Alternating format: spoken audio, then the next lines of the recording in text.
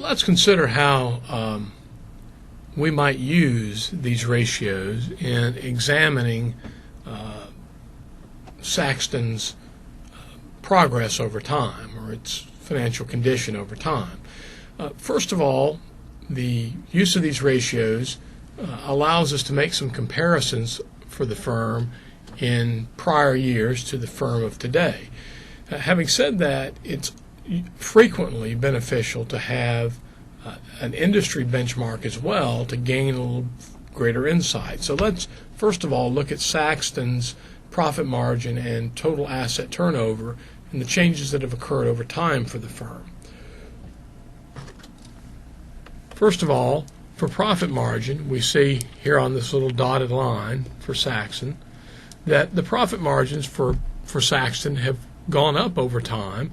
There's been a little bit of a dip here in the latter part of the time frame, but in general, profit margins have been rising.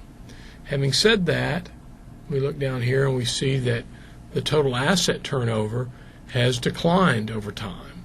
So while our profit margins have gone up, the rate at which we're selling relative to our assets has gone down over time. Now, we might be concerned about, at first glance we might say, well, that's good, profit margins are getting better, but it's bad that asset turnover is declining, and that's probably true. Having said that, it's helpful to look at the industry. We see that Saxton's profit margin at one point was significantly lower than the industry average back in this era back here, and in recent years it's gotten much closer to, actually exceeded slightly the industry average for a little while. It's dipped back down now. Likewise, when we look at asset turnover ratio, we gain a little more insight when we also consider the industry. Yes, it's true that Saxton has had declining asset turnover. Having said that, the industry has declined even more. You'll notice that the gap here, back in this area at the beginning, is narrower than the gap is now. So Saxton appears to be while it's declining in terms of asset turnover, it's doing better than its peers in that regard. So having a benchmark, an industry benchmark to look at, allows us to view these ratios with a little greater level of understanding and appreciation. Let's look at some trend analysis for three well-known companies in the computer industry: IBM, Dell, and Apple Computer. We see that IBM had profit margins back in the early 1980s that were in the high teens, and returns on equity in the 20s. During the early part of the 1990s, the industry became more competitive.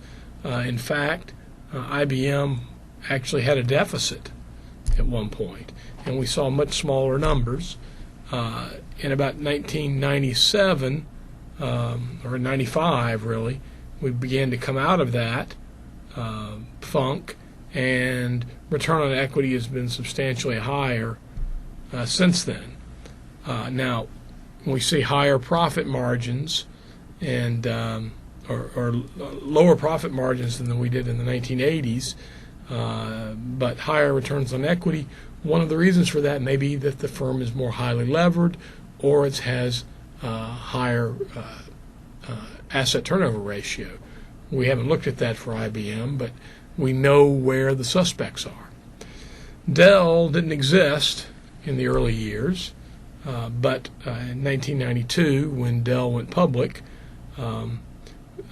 it had profit margins of 5%, 4%.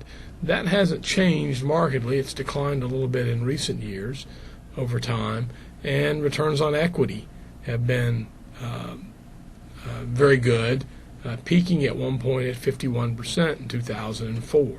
Actually, back in the late 1990s, it was even higher at 73%.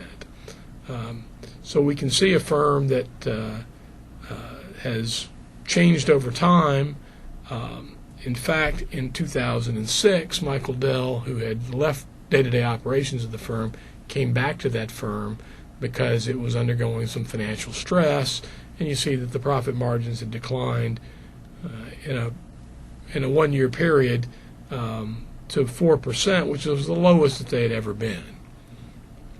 Apple, likewise, we see an evolution here in terms of profit margin and return on equity that during the early 1980s, they had fairly high profit margins, high return on equity. Then in the 1990s, things started to go sour, and there was a period of years when they actually ran deficits, and there was some concern that they would go bankrupt. Eventually, they righted the ship, and in more recent years that we see at the bottom, with the introduction of the iPod and the iPhone specifically, Apple has really turned a corner, and they've performed very well.